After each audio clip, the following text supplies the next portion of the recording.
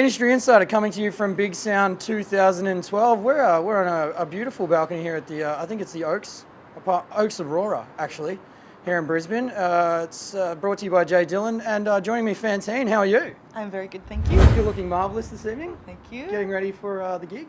Yes. Yeah? Now, thank you so much for giving us the time, because I know you just flew in. You literally, hopped in the car and out you came. We were getting the door to one of the rooms in our apartment unlocked. Yeah, right. Got locked. Really? It's very strange. There's been a bit of that happening at the moment, actually. Yeah? Someone was telling me that it's the key cards near phones, mobile phones. Apparently, the magnet. Anyway, I don't know.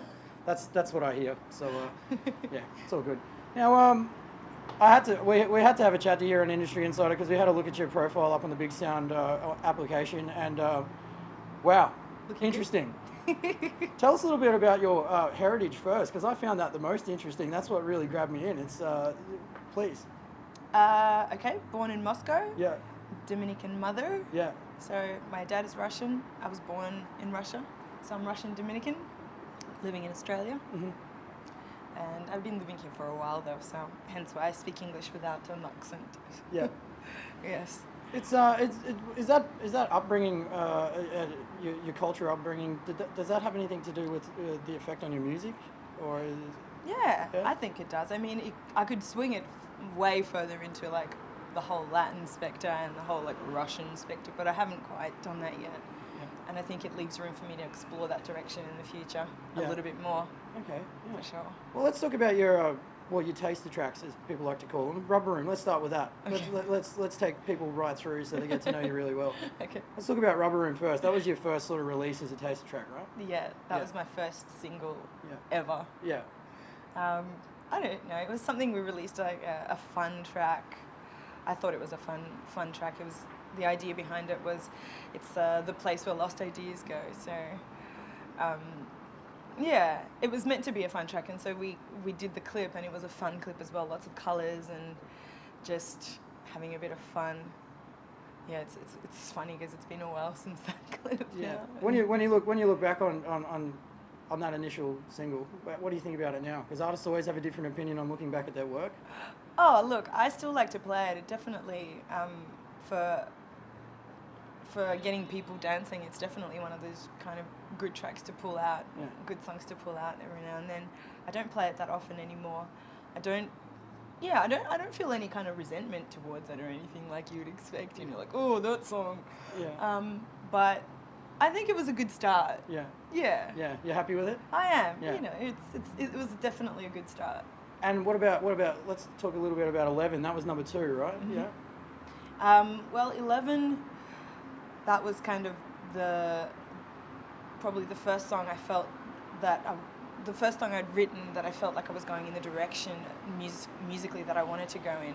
It's a very odd, kind of edgy, dark song. I mean, it's an uplifting theme. The idea behind it was, I don't know, I was kind of, I mean, what happened was the song was in the time signature, which is 11/11. It's Yeah. an unusual time signature, but that's the boring part. But I went online and I started researching about the number 11, and there's all these superstitions surrounding it. Mm-hmm. So people seeing the number 11 and freaking out and going, oh my God, 11/11, it's on the clock all the time. I see it all the time, buildings and this and that. And so there's this strong superstitious connotation associated with the number. And so I decided to write a song about that, because apparently if you start seeing 11 in different places, it's like a wake-up call. Mm-hmm. So I wrote a song that gets people, that was meant to encourage people to just get up and do something fun with their life. Yeah, it's an interesting concept. Yeah. It's a good starting point for a track, actually. Yeah, I thought it was. Yeah. I mean, if you think about the fact that it started with something as boring as a time signature, Yeah. then yes. Hey, well, ideas have got to start from somewhere. It may as well be 11/11. Yeah. Pushed you in the right direction, didn't it? I did. Absolutely. And now you get onto your third taster track. That was Perfect Strangers, is that right? Yeah, that's Cool. right. Yeah.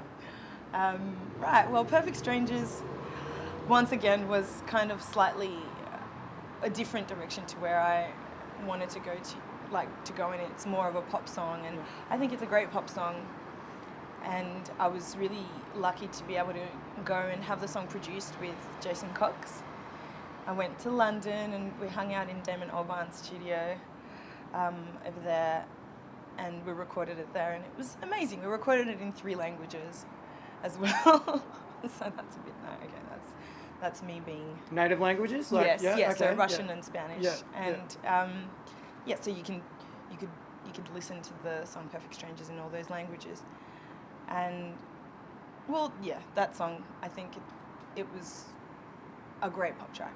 Yeah, see, that's it. I find that interesting how you record it in the different languages. What I'd find really interesting is would be where it's listened to most. Was it listened to more in one language rather than Well, in English, over the yeah. other? Yeah, well, mainly because in the other languages, I didn't really go and like push it out to people and go, listen to it in Russian, listen to it in English. right, You know, yeah. Like, I just put it out there and see whoever wanted to listen to whatever version. I mean, in saying that, I'd done a Latin, purely Latin, Cuban style version of Rubber Room, and that came out really well, and it was in Spanish. So I have multiple versions of a lot of my songs. I didn't do multiple versions of 11 just because at the time I found that lyrically it would be a little bit difficult to translate it properly. But I might do it in the future. So I don't know.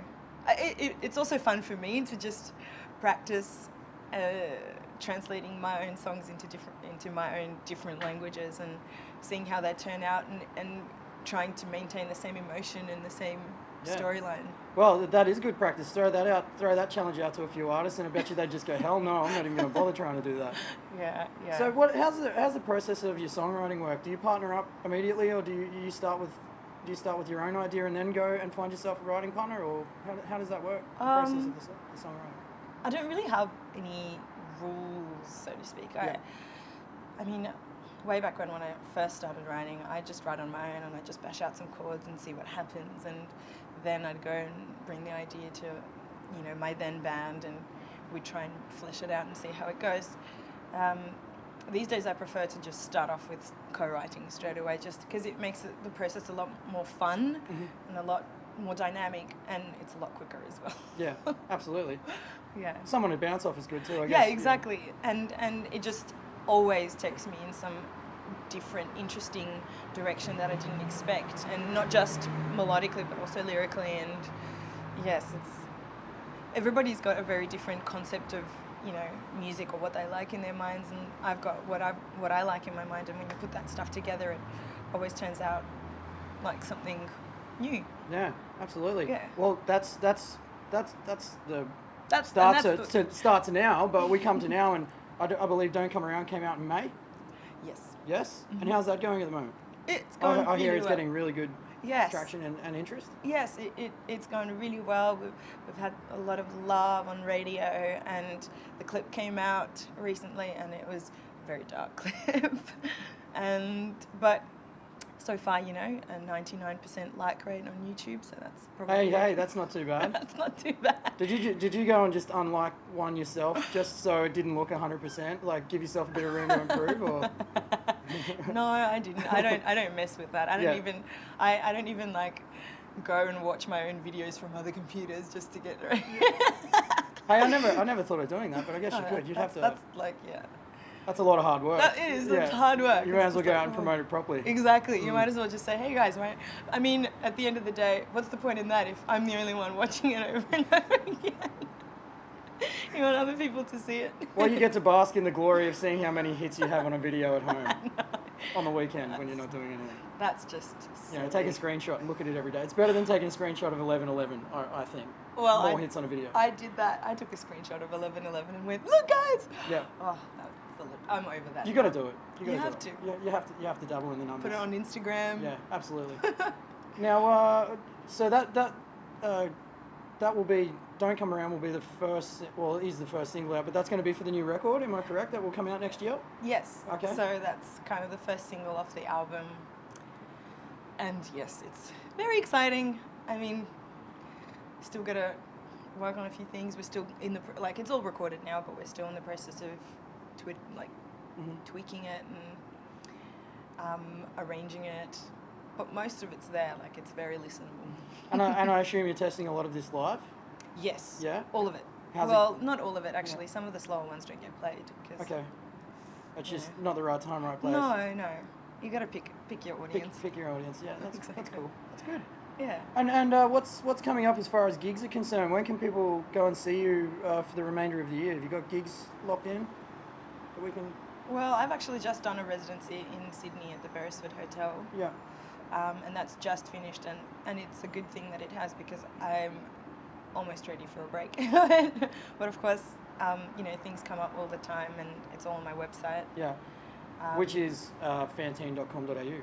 Yes, that's there right. There you go. Make sure you go and have a look at that. Yes.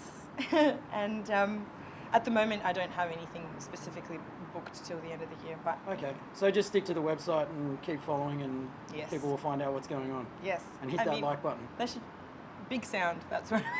Well, Big Sounds tonight. Right? Exactly, Yeah, so too late.